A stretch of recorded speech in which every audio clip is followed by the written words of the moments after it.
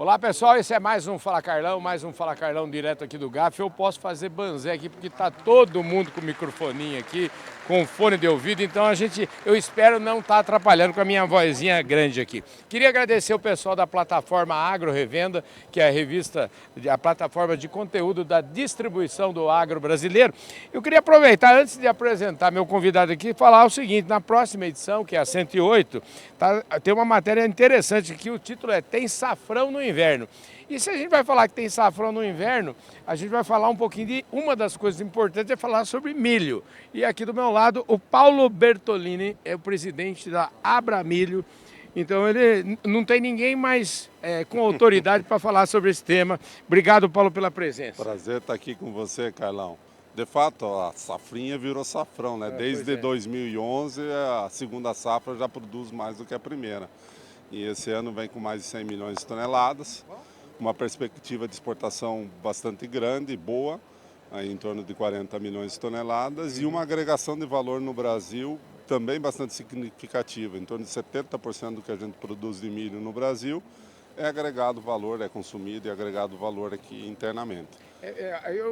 Outro dia vi um número aí, eu acho que você deve saber muito melhor do que eu sobre isso, mas, por exemplo, etanol, a gente está acostumado a pensar no etanol, a gente só pensa na cana, mas parece que cada 5 vezes que eu vou no posto abastecer, uma um pouco mais já é de etanol de milho, ou é mais? Exatamente, e o etanol de milho já é responsável por consumir em torno de 20 milhões de toneladas de milho no Brasil. Entendi. E o interessante não é só a produção do biocombustível, né? Um combustível renovável, um combustível verde, mas também o fato de que nesse processo industrial há outros coprodutos sendo produzidos. Um deles, e um principal, é o DDG, que tem um alto teor de proteína e serve para alimentação animal. Inclusive começa a ser exportado. O Brasil vai ter um excedente também de exportação do DDG. A China recentemente abriu a possibilidade de importação do DDG brasileiro. Essa é uma equação importante quando a gente está, vamos dizer, dando multiusos para uma cultura como o milho, que, sei lá, há pouco mais de uma década ou duas atrás era uma cultura marginal, né, no passado, e hoje ela está uma cultura principal, e no futuro, como o Alisson Paulinelli, que foi nosso presidente por muitos anos, dizia, e vai se concretizar, o Brasil vai ser conhecido como o país do milho. Vai ser o principal produto agrícola produzido no Brasil, vai ser o milho. Hoje, em alguns estados, ele já é produzido, por exemplo, Mato Grosso, que é conhecido pela soja. Sim. Em termos de volume, o milho está batendo a soja já. Então tem um potencial. E no caso do etanol, o que é a grande vantagem do etanol é que as usinas de etanol que se instalaram nas fronteiras agrícolas do Brasil, elas trouxeram liquidez para o agricultor. Então, aquele milho que era difícil de escoar, tinha um preço muito baixo, com a usina de etanol lá, nessa localidade, com pouca infraestrutura, ela conseguiu trazer liquidez, opção de mercado futuro, fixação de preço. E isso está dando potencializando a agricultura como um todo, porque o milho ele entra na rotação principalmente da soja, na segunda cultura. Ele traz matéria orgânica para o solo, então ele beneficia também a soja. Então é um complemento, um casamento que veio para dar certo. Muito bom isso. O que está faltando, para a gente pegar um pouquinho do que você falou aí do Alisson Paulinelli, com quem o Fala Carlão conversou inúmeras vezes, era um brasileiro, vamos dizer fantástico, né? Um brasileiro da prateleira, da mais alta das prateleiras. E para esse vaticínio dele, de que o milho vai ser a grande cultura do país, o que está faltando e quais são os desafios aí para que isso aconteça? Carlão, o principal problema do milho é que ele não aceita desaforo logístico. Então, a infraestrutura é fundamental. E a infraestrutura começa com armazéns. Nós temos no Brasil um déficit de armazenagem de 120 milhões de toneladas. Então, se a gente não tem local para armazenar, a gente começa a desvalorizar a nossa produção, trazer uma oferta de mercado pontual muito alto, tirando valor, riqueza, vamos dizer, da mão do agricultor. Então gera despesa, perde qualidade, perde momento adequado de colheita, desperdício no transporte, etc. Então começa com armazém, vai para rodovia, hidrovia, portos, Enfim, toda essa infraestrutura é fundamental para dar respaldo, não só para o milho é o principal em termos de volume, Sim.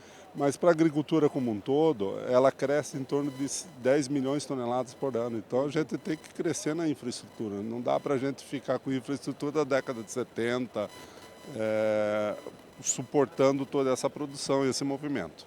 Ô, Paulo, eu sempre falo, digo sempre que eu sou um otimista, eu sou um otimista por precisão. Agora, você está otimista porque todo esse desafio, olhando para ele e pensando a solução desses desafios todos, cria também uma avenida gigantesca de oportunidades de crescimento em diversas áreas, né? Você é otimista, assim como eu, Bom, ou eu estou falando uma coisa muito não, assim, ingênua? agricultor, por natureza, é otimista. Ninguém bota uma semente no solo sem esperar que ela frutifique, dê frutos, não é verdade? Então, é na natureza do agricultor. Obviamente que abrem oportunidades e abrem desafios ao mesmo tempo. Sim. E tem muitas coisas que não dependem só do agricultor, depende de políticas públicas. Sim. Quando a gente fala de infraestrutura, a gente fala de financiamento, por exemplo, o PCA dentro do Plano Safra para armazéns, a gente fala de obras, de ferrovias que estão travadas lá no Supremo, meio ambiente, rodovias, ampliação de portos.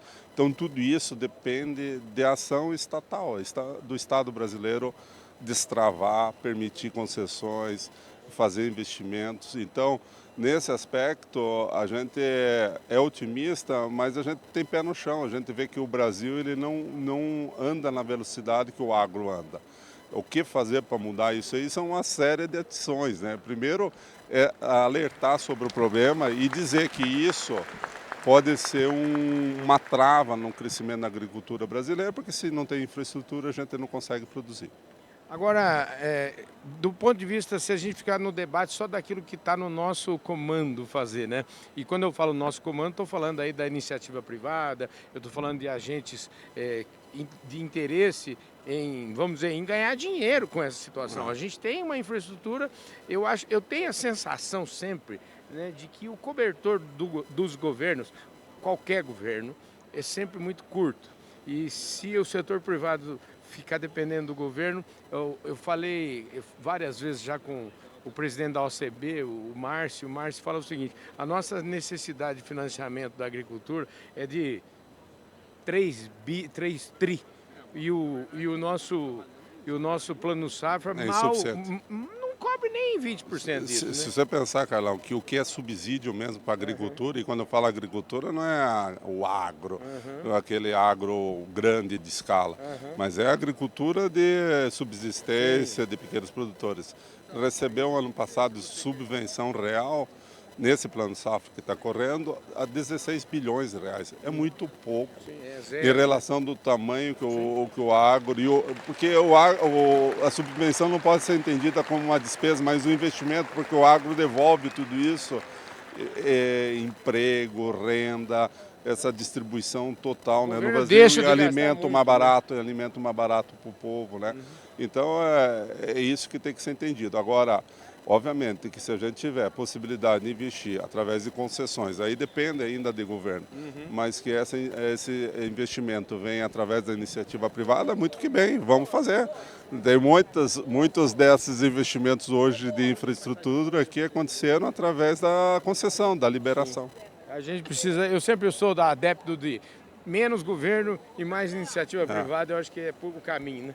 Exato. Querido, ó, obrigado pela gentileza, parabéns pelo trabalho. Agora, para mudar o disco um pouquinho aqui, para a gente não ficar só na Abramilho, eu queria saber o seguinte: quem que é o Paulo? Onde que você produz? Como é que é? Me conta um pouco da sua história. Eu sou agricultor lá no Paraná, na região de Castro, que é os Campos Gerais do Paraná.